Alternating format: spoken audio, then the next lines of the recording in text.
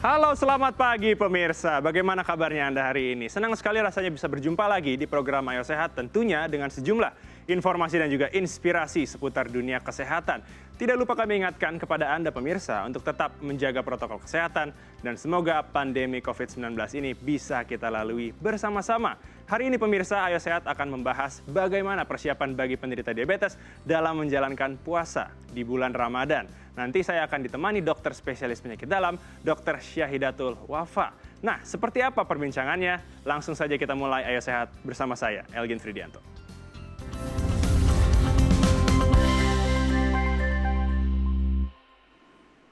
Pemirsa, menjalankan ibadah puasa dapat dilakukan oleh siapapun, termasuk bagi Anda yang mengidap diabetes. Namun sebelumnya perlu diketahui bagi Anda penderita diabetes, bagaimana melakukan puasa dengan cara yang sehat. Karena dengan menjalankan ibadah puasa tentunya dapat membantu memperbaiki berbagai kondisi medis bagi penderita diabetes. Salah satunya untuk mengatur kadar gula darah yang menjadi masalah utama penderita diabetes. Berikut informasinya untuk Anda. Pemirsa, berpuasa merupakan tantangan tersendiri bagi penderita diabetes. Hal ini dikarenakan diabetes pada umumnya disebabkan akibat pola makan yang salah. Berawal dari pola makan yang tidak diperhatikan, kadar gula yang terdapat dari makanan akan masuk ke dalam tubuh tanpa terkontrol. Bahkan hal ini akan lebih buruk apabila kita tidak pernah melakukan pemeriksaan kesehatan dari kandungan gula darah yang terdapat dalam tubuh kita. Hal inilah yang sering dialami hingga menyebabkan timbulnya diabetes bagi sebagian orang.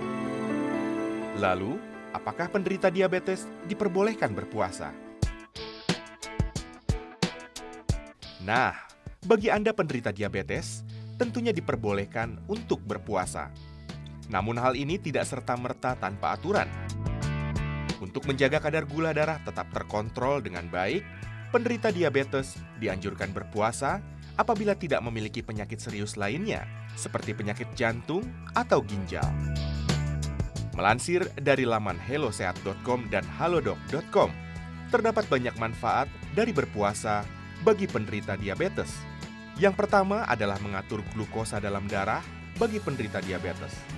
Lalu mengurangi kadar kolesterol, menurunkan tekanan darah, mengurangi ketergantungan obat-obatan diabetes, menjaga kesehatan organ tubuh, meningkatkan sistem kekebalan tubuh, dan meningkatkan kedisiplinan.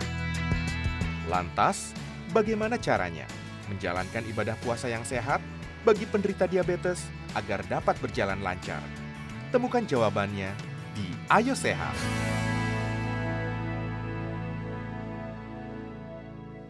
Bersama saya sudah hadir dokter spesialis penyakit dalam, Dr. Syahidatul Wafa. Selamat pagi, dokter. Pagi, Mas El. Bagaimana kabarnya, Dr. Wafa? Alhamdulillah baik. Mas El gimana kabarnya? Saya alhamdulillah baik. Nah, Baik. pemirsa, perlu menjadi informasi bahwa Dr. Wafa dan juga seluruh kru yang bertugas pada pagi hari ini sudah menjalankan protokol kesehatan yang ketat dan juga sudah melakukan tes terhadap COVID-19. Nah, Dr. Wafa, kita bicara mengenai puasa sehat bagi penderita diabetes. Seberapa penting sih topik ini sebenarnya, dokter? Ya, baik, terima kasih Mas El. Jadi memang topik yang kita bahas pagi ini sangat-sangat menarik ya. Ya. Karena sebentar lagi kita akan memasuki bulan puasa Ramadan. Betul? Kita ketahui bahwa memang bulan Ramadan ini bulan yang sangat mulia, memiliki nilai spiritualitas yang sangat-sangat tinggi. Sehingga umat muslim sangat termotivasi untuk berpuasa di bulan Ramadan. Walaupun memang ada keringanan sebenarnya ya, misalnya untuk usia lanjut atau mereka yang mengidap penyakit. Namun rasanya banyak ya pasien-pasien yang tetap mengusahakan untuk berpuasa di bulan Ramadan. Iya, betul. Nah, apalagi pasien-pasien diabetes. Kita tahu bahwa penyakit diabetes ini cukup banyak sekali di negara kita. Kalau studi terakhir ya data dari Indonesia menyatakan prevalensinya atau persentasenya mencapai 10%. Jadi banyak sebenarnya penderita diabetes di negara kita ini banyak sekali. Oleh karenanya kita memahami ya masyarakat kita, pasien, keluarga pasien, dokter juga, pekerja kesehatan, memahami pentingnya berpuasa bagi pasien diabetes ini terkait dengan resiko sebenarnya. Betul. Resiko. Resiko yang mungkin dapat ditimbulkan terkait dengan berpuasa.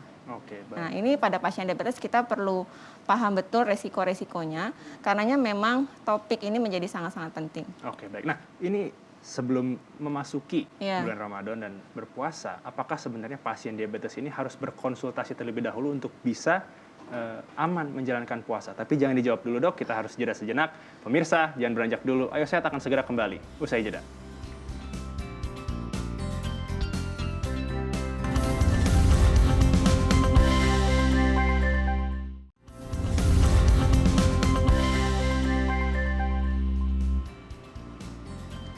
Terima kasih Anda masih menyaksikan program Ayo Sehat. Sebelum melanjutkan perbincangan dengan Dr. Wafa, pemirsa ini bisa memfollow Instagram Ayo Sehat di @ayosehat_kompas.tv dan juga di kanal YouTube Kompas TV. Nah, Dr. Wafa, kita melanjutkan pertanyaan saya tadi sebelum jeda. Oke. Apakah betul pasien diabetes harus check up terlebih dahulu ya untuk bisa mengetahui bagaimana cara puasa yang aman?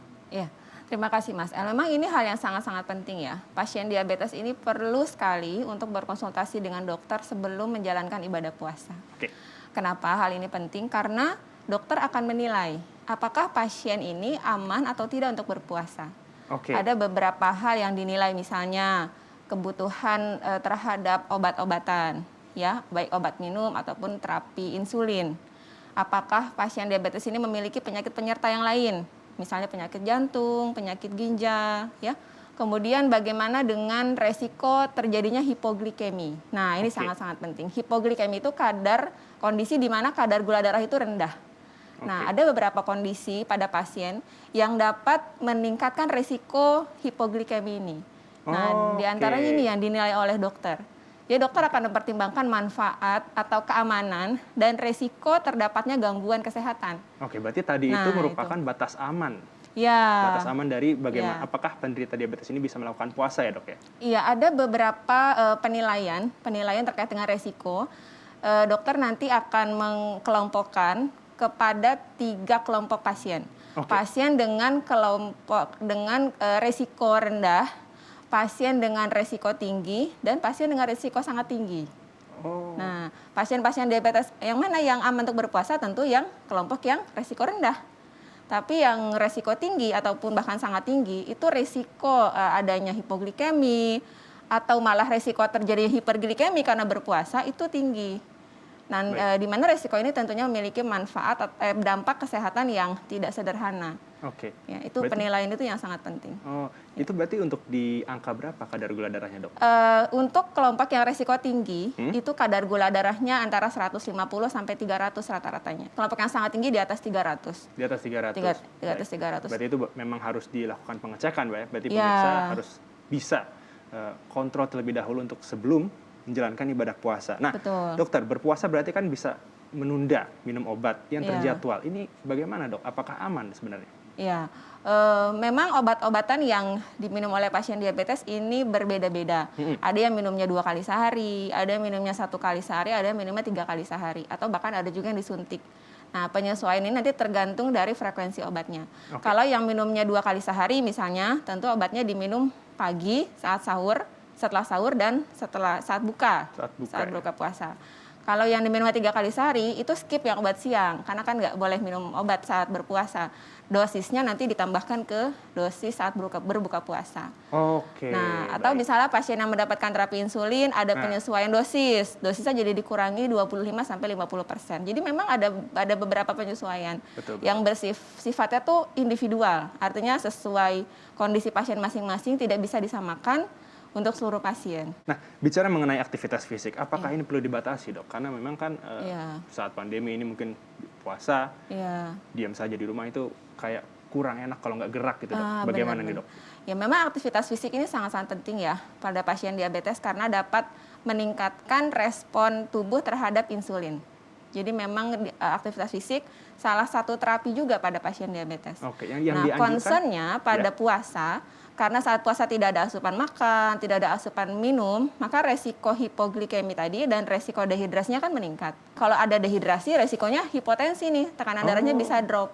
Baik. Nah, itu hal-hal yang sekiranya penting terkait dengan pertimbangan untuk aktivitas fisik. Karenanya untuk aktivitas fisik dapat dilakukan sebetulnya adalah setelah berbuka puasa. Atau sore hari menjelang berbuka puasa, Namun sebaiknya diperiksa dulu kadar gula darahnya. Kalau kadar gula darah rendah nih, misalnya di bawah 70 itu gula darah termasuk rendah, itu tidak disarankan untuk aktivitas fisik dan bahkan disarankan untuk berbuka puasa. Ada kondisi-kondisi kalau berdasarkan pemeriksaan gula darah terlalu tinggi di atas 300 atau gula darah rendah di bawah 70, itu pasien tidak direkomendasikan untuk melanjutkan puasa. Memang harus berbuka puasa. Baik. Nah, Dokter Wafa, ini ada pertanyaan-pertanyaan yang sudah dikumpulkan oleh tim Ayo Sehat ini dari netizen nih. Pertama, @ayupjlstr_.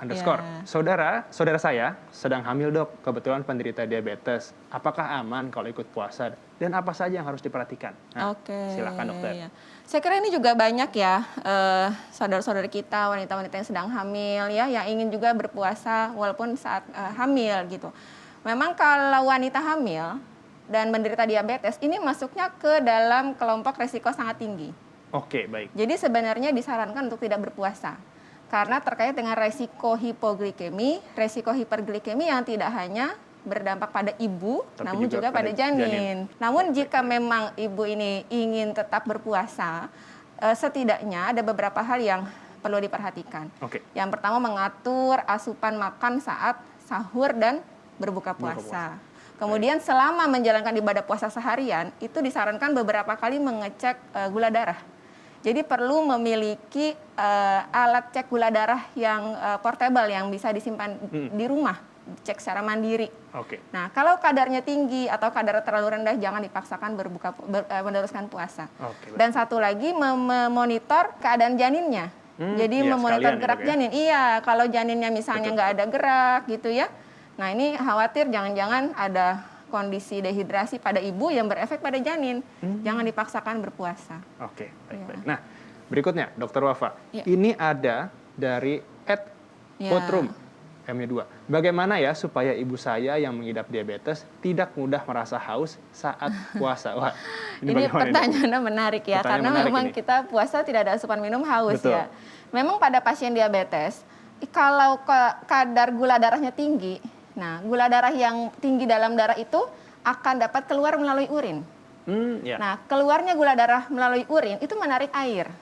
Betul. Sehingga volume air yang keluar melalui ginjal itu lebih banyak. Jadi cenderung dehidrasi. Benar. Oleh karenanya untuk mencegah rasa haus saat berbuka puasa, sebenarnya penting sekali pasien diabetes ini memiliki kadar gula darah yang terkontrol.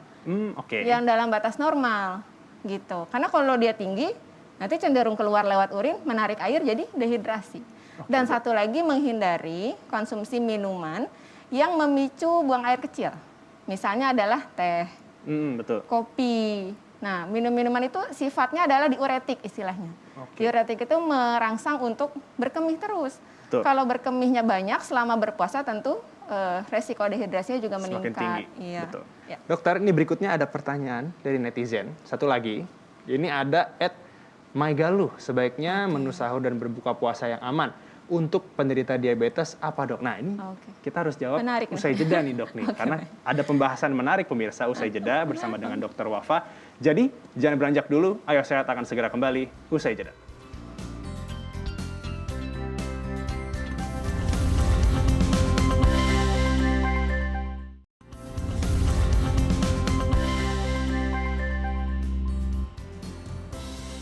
Kembali lagi di program Ayo Sehat, pemirsa, masih bersama dengan Dokter Wafa. Dokter, sebelum jeda tadi ada pertanyaan dari netizen, @mygaluh mengatakan bahwa asupan bulan puasa saat sahur dan juga berbuka yang tepat bagi penderita diabetes seperti apa. Nah, kebetulan di depan kita ini ada macam-macam makanan, Dokter. Mungkin bisa dijelaskan, Dokter. Silakan. Sebelum saya menjelaskan makanan ini, mungkin saya sampaikan dulu bagaimana sebenarnya pola makan yang baik pada pasien diabetes saat berpuasa. Sebenarnya seharusnya tidak berbeda jauh dengan sebelum berpuasa, yaitu pola makan diet yang sehat, yang seimbang, di mana asupan karbohidrat itu sekitar 40-50%, kemudian lemak itu sekitar 30%, baru protein sekitar 20-30%. Jangan lupa serat, vitamin, airnya harus cukup. Baik. Untuk karbohidrat, memang kita sering mendengar ya, pasien diabetes kan sudah tinggi ini gulanya, jangan banyak-banyak karbohidratnya. Sebenarnya tubuh kita tuh tetap perlu karbohidrat, termasuk pasien diabetes. karbohidrat seperti apa? Nah, ini yang menjadi itu pertanyaannya. yang menjadi pertanyaan. Karbohidrat seperti apa? Betul, betul. Poinnya adalah karbohidratnya adalah karbohidrat dengan indeks glikemik yang rendah. Nah, apa Baik. itu indeks glikemik rendah? Yaitu karbohidrat yang ketika dimakan tidak langsung secara cepat meningkatkan kadar gula darah dalam tubuh. Oke. Nah, Tidak langsung rendah ya. kita berarti ya jadi Baik. penyerapannya secara perlahan gitu, jadi tubuhnya nggak kaget, nggak Betul. langsung tinggi kadar gula darahnya. Karbohidrat seperti itu adalah karbohidrat kompleks namanya. Di antaranya contohnya adalah beras merah, Nasi merah ya. nasi merah ya, kemudian gandum utuh tapi ya, Oatmeal gandum mungkin, utuh, Dok? oatmeal, Oatmeal ya? oatmeal yang gandum utuh, terus ubi, Ubi. singkong, Singkong. ya. Kalau ada juga dari buah-buahan seperti pisang, apel itu Oh, oke. banyak mengandung karbohidrat kompleks. Baik, Seratnya itu tinggi. Sehingga dengan mengkonsumsi karbohidrat kompleks ini, pasien diabetes mendapatkan rasa kenyang yang lebih lama Baik. dan tidak mengalami lonjakan gula darah setelah makan sahur ataupun berbuka puasa. Protein memang baiknya seimbang, protein nabati, protein hewani. Protein nabati yang lemaknya tidak terlalu banyak itu adalah protein hewani yang lemaknya tidak terlalu banyak, ikan, Betul. ayam, telur. Berarti menghindari Nah, daging merah menghindari ya, Dok, daging ya? merah dan menghindari kuning telur. Dan kuning telur. Ya. Oke, kita bisa langsung saja nih, Dok. Silakan, Mungkin ayo. untuk menu sahur seperti apa dan Ya. menu berbuka enaknya seperti apa nih? Ya, kita mulai dari menu sahur dulu ya. Menu sahur dulu. Di sini ada nasi. Ini memang porsinya sudah tepat nih, segini nih. Jadi Ya. satu mangkuk nasi ini satu porsi nasi yang tepat seperti ini. Ya, nasinya memang baiknya sih nasi merah ya. Betul. Nasi merah. Nasi hangat, nasi dingin saya kira tidak ada terlalu banyak perbedaan sebenarnya. Nasi, terus kalau mau diganti misalnya karbohidratnya dengan ubi atau dengan singkong itu bisa juga lebih baik gitu. Tapi kalau kentang tinggi juga kadar indeks glikemiknya. Oke. Jadi kalau udah makan nasi jangan dengan Jangan- kentang oke. gitu. Udah makan nasi ya jangan dengan singkong, dengan ubi. Betul. Satu aja tipe karbohidrat. Biasanya orang Indonesia Nah, tuh kurang tuh. Iya. Harus ada dua-duanya. Nasi, mie, kentang itu karbohidratnya double-double. Nah, itu yang Siap. perlu dihindari Harus terutama pada dihindari pasien itu, pemirsa. diabetes. Ingat. Nah, kemudian proteinnya di sini sudah tepat, ada ayam. Namun memang cara pengolahan nih ya, mungkin pemirsa bisa lihat. Di sini kan pengolahannya digoreng lalu dilumuri lagi dengan tepung. Tentu tepung ini termasuk karbohidrat sederhana. Oke. Jadi walaupun ayamnya ini protein yang sebenarnya baik, tapi ketika diolahnya digoreng, itu meningkatkan indeks glikemiknya. Baik. Lemak akibat minyak untuk penggorengan itu kan biasanya deep fry ya, jadi digorengnya minyaknya banyak. Nah, itu meningkatkan lemak yang jenuh sebenarnya. Jadi ayam yang proteinnya bagus, kalau dimasaknya juga kurang tepat misalnya, jadi akibatnya lemak jenuhnya banyak dan juga tepungnya ini juga meningkatkan karbohidrat. Betul. Jadi mungkin cara pengolahannya bisa sebenarnya untuk pasien Dipanggang diabetes mungkin ya. panggang Direbus atau mungkin. direbus Baik, gitu baik, ya. baik. Kukus, tumis yang Bisa. sedikit minyaknya. Betul. Nah, Ya. ada ikan. Ikan juga bisa. Jadi satu potong saja sebenarnya protein. Kalau mau dengan ayam saja, misalnya protein hewaninya, protein nabatinya bisa dengan tahu atau tempe Tahu gitu. atau tempe ya. Jadi harus seimbang, baiknya satu potong protein nabati, protein hewani. Oke. Nah, kalau bicara soal ikan Ya. atau ayam, kalau dibakar, Dok, bagaimana? Ya. Cara pengolahan makanan untuk pasien diabetes disarankan itu panggang atau kukus, ya, rebus atau tumis. Oh, itu saja berarti ya? Iya, Berarti lebih dibakar baik dan ke digoreng situ. itu lebih baik Ya, jangan. lebih baik jangan. Oke. Nah, dan itu semua dilengkapi juga dengan sayur. Sayur, ini sangat-sangat penting sekali. Wortel ini sayur dan juga mengandung serat yang sangat baik Oke. bagi pasien diabetes. Juga sayuran hijau seperti ini. Ya. Baik, dan juga itu tentu dilengkapi dengan buah dan juga air putih ya, Air Dok, ya? putih, air putihnya harus banyak. Air putih harus banyak. Dan di sini kita lihat ada kurma misalnya ya. Pasien diabetes kalau mau konsumsi kurma boleh. Namun karena kurma ini kandungan karbohidratnya cukup tinggi dalam satu butir kurmanya, jadi kalau bisa sehari itu maksimal hanya tiga Oke. tiga buah ya? Butir. tiga butir kurma, dan jangan terus menerus. Jadi misalnya setelah kurma Oke. diselang dengan minum Jangan dulu. dijadikan cemilan ya, Dok ya? Iya gitu. Kalau kita konsumsi kurma 10 butir itu sebenarnya hampir sama misalnya dengan satu porsi makanan karena kalorinya tinggi. baik. Walaupun indeks glikemika sebenarnya rendah kurma itu. Oke, baik. Nah, tadi kita sudah bicara mengenai sahur saat berbuka puasa. Iya. Nah, mungkin pertama-tama baiknya dihantar dengan apa dulu nih, Dok? Iya. Jangan langsung mungkin minuman bersoda atau kopi gitu ya. Betul. Dan tradisi gorengan, takjil itu nggak pernah lepas Nggak dari orang lengkap Indonesia. ya, Nggak kalau lengkap kalau nggak ada gorengan. Gimana dok? Iya. Silakan. Ya memang gorengan ini sepertinya godaan yang cukup besar sekali. Nah, pasien diabetes ini kuncinya kalau ingin berpuasa harus disiplin. Ya, itu disiplin nomor 1. Dalam hal memilih makanan. Oke. Ya. Ada prinsip 3J sebenarnya yang dikenal. Oke, 3J. 3J Bisa itu dijelaskan, J Dok? yang pertama jenis makanan yang dikonsumsi. Oke. Ya, jadi tadi sudah disebutkan karbohidrat kompleks, indeks glikemika rendah, protein, kemudian lemaknya lemak yang tidak jenuh gitu ya. Buah-buahan, di sini banyak buah-buahan betul. seperti apel, jeruk ya, itu sangat-sangat baik. Itu J pertama sebenarnya jenis makanannya. Oke. Kemudian J kedua ini jumlah Oke. makannya seberapa banyak. Nah, tentu pasien diabetes perlu sekali mengetahui kebutuhan kalori tubuhnya sendiri. Perhitungannya nanti berdasarkan berat badan, tinggi badan, ada Oke. penyesuaian berdasarkan aktivitas. Dan J ketiga adalah jadwal, jadi waktunya. Oke. Ya, ada porsi makan besar, ada porsi makan kecil atau porsi snack. Nah, kalau berbuka puasa iftar itu kan biasanya diawali dengan snack dulu sebenarnya untuk membatalkan puasa. Betul. Terlebih pada pasien diabetes, resiko hipoglikemia itu kan besar selama seharian berpuasa. Jadi memang perlu makanan yang agak cepat meningkatkan kadar gula darah. Makanan seperti apa? Dan memang seperti agama Islam menyarankan itu kurma itu memang baik Oke, pada pasien kurma ya. diabetes, namun harus tertib 3J tadi. Jadi jumlahnya juga tidak boleh terlalu banyak. Oke. Nah, Misalnya disebutkan kurmanya hanya tadi 3 butir kurma tadi. Setelah itu misalnya bisa melaksanakan ibadah sholat maghrib, kemudian melanjutkan dengan makanan besar. Makanan besar. Makan besarnya kurang lebih mirip dengan makanan besar saat sahur. betul. Gitu ya. Nah, kalau setelahnya ada snack lagi, misalnya malam hari karena seharian kan berpuasa biasanya agak berlebihan saat malam sampai pagi. Nah, ini harus dihindari. Oke. Kalau pola snacknya ini berlebihan, nanti yang ada bisa menimbulkan hiperglikemi, gulanya melonjak tinggi.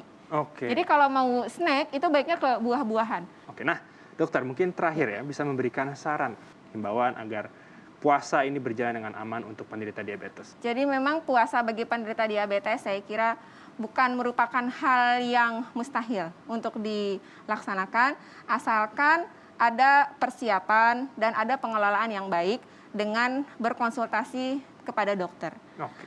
Di antaranya yang penting adalah pengaturan pola makan, ya, pengaturan obat yang dikonsumsi, dan monitoring kadar gula darah selama berpuasa. Satu hal lagi yang penting juga adalah tidak memaksakan diri. Oke. Kalau ada indikasi secara medis untuk membatalkan berpuasa, sebaiknya diikuti untuk batalkan puasa karena resikonya lebih besar yang bisa berdampak pada jangka panjang pada pasien diabetes tersebut dibandingkan dengan terus memaksakan berpuasa padahal ada kondisi yang sifatnya berbahaya. Oke, baik. Ya. Terima kasih Baik, Dr. Wafa untuk sama-sama. informasinya. Semoga ini berguna bagi pemirsa Ayo Sehat di rumah. Usai sudah 30 menit, saya Gen Fridianto dan juga Dr. Wafa menemani pemirsa di program Ayo Sehat edisi kali ini. Tetap saksikan program Ayo Sehat setiap hari Senin hingga hari Jumat pukul 10.30 waktu Indonesia bagian Barat. Hanya di Kompas TV, independen, terpercaya. Saya Gen Fridianto bersama dengan Dr. Wafa. Pamit, undur diri, tetap jaga protokol kesehatan, menjaga jarak, mencuci tangan, dan juga menggunakan masker. Sampai jumpa.